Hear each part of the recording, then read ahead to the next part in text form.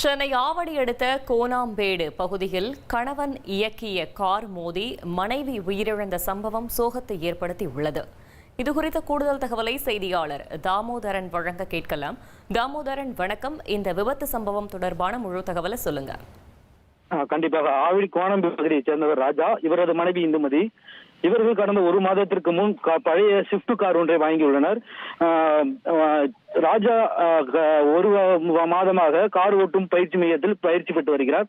நேற்று காலை குடும்பத்துடன் சேர்ந்து கோயிலுக்கு சென்றுவிட்டு வீடு திரும்பியுள்ளார். அப்போது வீட்டின் அருகே காரை பார்க்கிங் செய்வதற்காக மனைவியை பின்புறம் நின்று கார் பார்க்கிங்காக பார்க்க சொல்லியுள்ளார். அப்போது எதிர்பாராத விதமாக ராஜா காரை பின்னோக்கி இயக்கும் போது காருக்கும் செவற்றுக்கும் இடையே நின்று கொண்டிருந்த சுமதி இடையே மாட்டிக்கொண்டுள்ளார். இதில் மாற்றிக்கொண்டுள்ளார். அப்போது கார் உலா செய்வதில் மனைவிக்கு நெஞ்சி மற்றும் கால் போன்ற உள்ளிட்ட பகுதிகளில் அடிபட்டுள்ளது.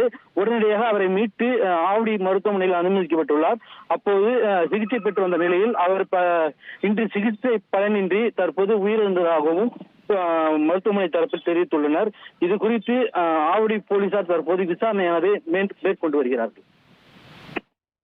தகவல்களுக்கு நன்றி தாமோதரன்.